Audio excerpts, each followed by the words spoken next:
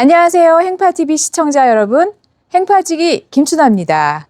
오늘 영상은 한남 2구역 이주 소식과 한남 4구역, 5구역 진행 단계, 그리고 투자 시 꼭 알아야 할 사항들, 그리고 추천 물건까지 한남 뉴타운 전문가 장준선 대표가 알려드립니다. 안녕하세요, 대표님. 네, 안녕하세요. 네, 한남 2구역 이주가 지금 시작될 거라고 하는데요. 이주 시기가 어떻게 돼요? 한남 2구역이 다음 주부터 아마 이주 신청과 관련된, 즉 이주비와 관련된 서류 접수를 받는 것으로 지금 알려졌고요. 내년 1월부터 내년 4월까지 3개월의 기간 동안에 자진 이주를 하는 것으로 계획이 수립이 완료가 되었습니다.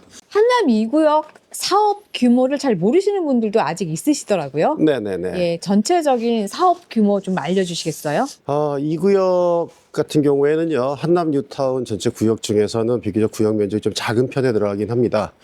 당초 계획은요, 1518세대 정도를 계획을 했었는데요. 지금 현재 조합에서 설계 변경을 진행을 하고 있습니다. 세대수를 좀 줄이는 방식으로 1331세대 정도를 설계 변경돼서 계획을 하는데요. 세대수가 줄어든 이유는요, 중형 평형과 대형 평형의 비율을 지금보다 2배 이상 늘리는 이러한 것으로 조합원의 요구에 따라서 좀 계획을 하고 있기 때문에 세대수는 잠깐 줄어들었는데 그에 반해서 중대형 평형 비율은 많이 증가를 했다, 이렇게 보시면 될 것 같습니다. 혹시 그러면 한남 2구역 입주는 언제쯤 할 수 있을까요? 되게 어려운 얘기인데요.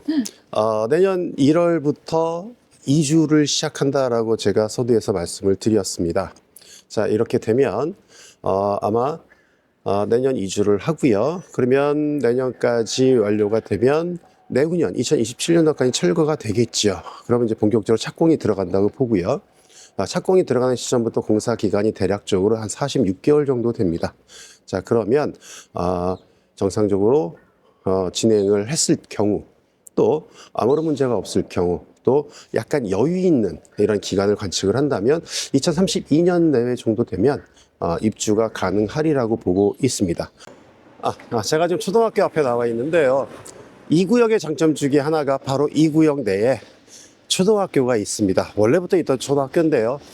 지금은 학생들이 다니고 있지 않습니다. 왜냐하면 2구역 입주에 맞춰서 건물을 새로 지을 계획이기 때문에 건물이 다 철거가 된 상태고요.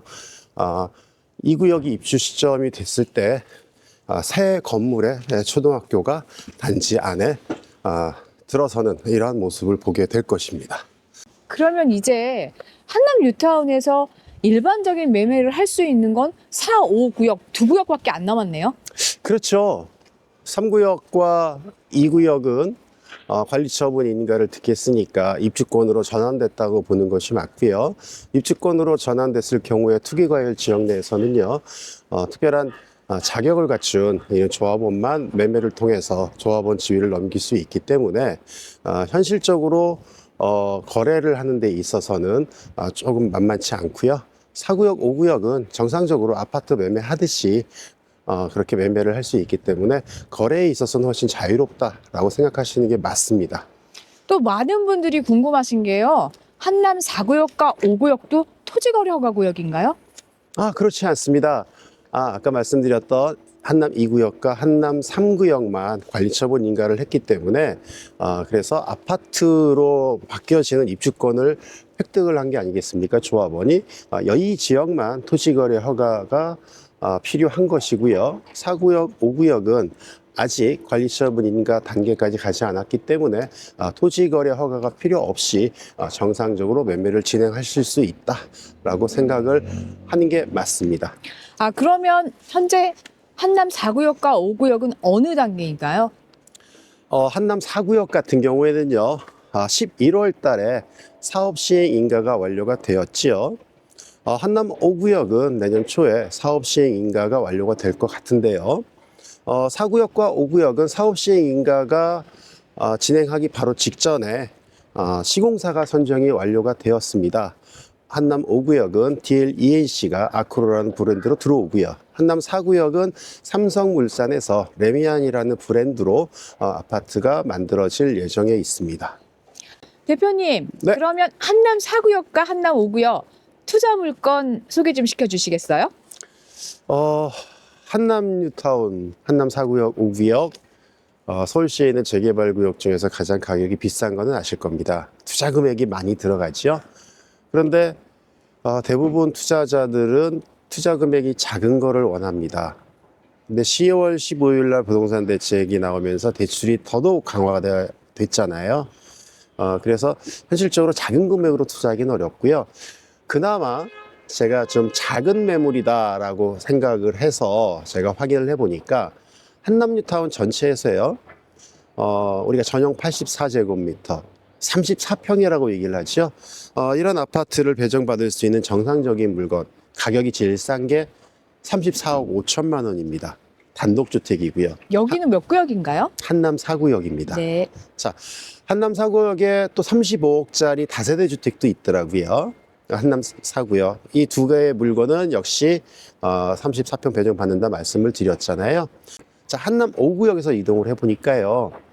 한남 5구역에서 물건 중에서 매물들 중에서 제가 판단하기에 제일 괜찮은 게 연립주택 매물이 하나 있습니다. 매매 금액이 47억 원입니다. 이 매물은 34평보다 더 큰 45평형을 배정받을 것으로 보여지는데요. 자, 45평형이 너무 크다.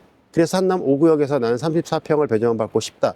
그러면 전환대세대 주택이라고 하는 매물이 있습니다. 그 매물도 38억 원입니다.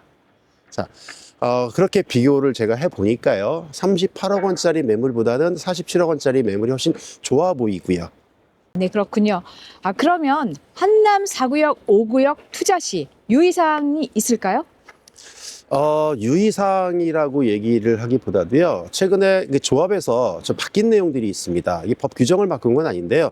한남 4구역 같은 경우는 대표적으로 뚜껑 매물 같은 경우에 선택을 할 때 좀 신중을 기할 필요가 있겠다라고 얘기를 합니다. 왜냐하면 재개발에서는 대부분 권리가액 순으로 아파트 평형을 배정을 받는데 최근 4구역 조합에서 정관을 변경을 했습니다. 그래서 뚜껑 물건 같은 경우에는요, 뚜껑 물건의 건물 면적에 비례해서 아파트 평형을 배정을 받을 수 있도록. 자, 그렇게 되니까 제가 판단을 해보니까요, 전용 39제곱미터 또는 전용 46제곱미터, 이게 평형으로 따지면 몇 평형이냐면요, 17평형, 20평형 정도 되는 요 두 개에서만 선택할 수 있는 확률이 되게 높다. 이건 정관을 바꿨기 때문에 어쩔 수 없습니다. 하나 더 말씀드릴게요. 최근에 나온 기사인데요. 3구역하고 2구역은 관리처분을 통해서 입주권으로 전환됐다라고 지금 말씀을 드렸잖아요. 근데 3구역하고 2구역이 입주권 상태에 있기 때문에 매매를 할 수 있는 조합원들이 제한돼 있다라고 또 말씀을 드렸습니다. 그런데 11월 11일자로 법제처에서 해석을 좀 바꿔버렸어요. 그래서 단독 조합원이 아닌 공동 조합원. 그러면 이 공동 조합원들은 모두가 다 그 조건을 충족을 해야 명의 변경이 된다는 사실. 쉽게 말씀을 드린다면 A라는 친구, B라는 친구가 공동 주차를 했는데 예전에는 둘 중에 한 분을 대표 조합원으로 선임을 했어요. 그래서 그 분이 아파트 분양 신청을 했죠. 그래서 대표 조합원만 요건을 갖추면 되는데 지금은 법제처에서 해석을 바꿔버리기 때문에 A라는 친구, B라는 친구가 모두 그 조건을 충족을 해야만 정상적으로 조합원 지위를 획득할 수 있다. 이렇게 생각을 하시면 될 것 같습니다.